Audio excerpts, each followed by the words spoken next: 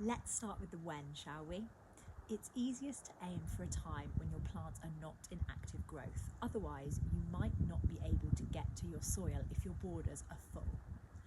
I prefer, where I can, to improve my soil in October or November, when the perennial and annual plants have died back.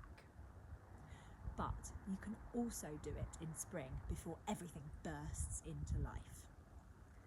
The bonus of doing it in autumn is that the worms and other good beasties living in your soil will have plenty of time to work the soil.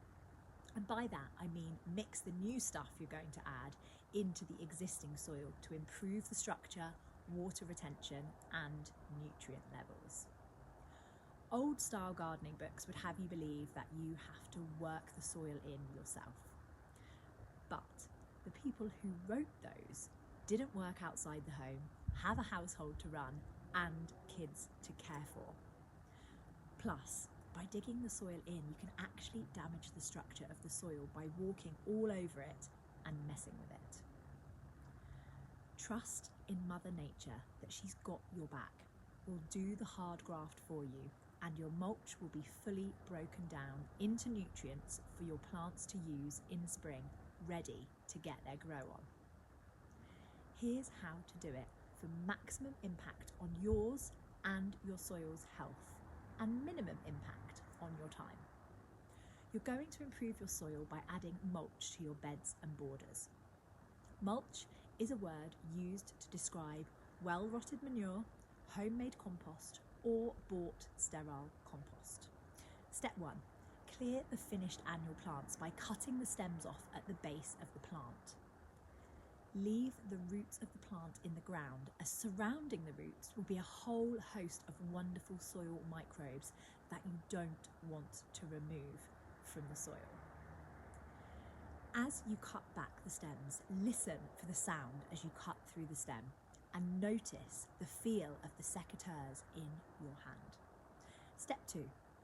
Leave the stems of your perennial plants, such as echinacea, sedum, or anything with a hollow stem on the plant, as they are a great overwintering spot for ladybirds and other beneficial insects.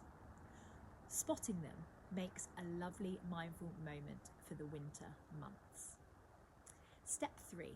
Then layer your chosen mulch on top of the soil, making sure the layer is at least 5 centimetres deep. As you dig into your pile of mulch, listen for the spade cutting through the substrate.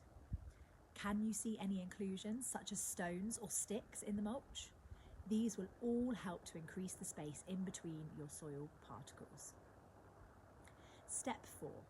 If you have any plants that need added protection from the cold, such as dahlias left in the ground to overwinter, pile the mulch high on top of them to prevent the frost from getting them. Step 5. Have a cuppa and feel smug that Mother Nature is going to work your soil for you as you enjoy snuggling up in the warm. A note here to say that if you're doing this in spring, then the process is the same, other than clearing annual plants and protecting tender plants from frost. The mulch will work itself into the soil over the growing season. If you have questions, pop them in the comments and I'll respond within 24 to 48 hours. If you want to start making your own compost, then make sure you watch the next video.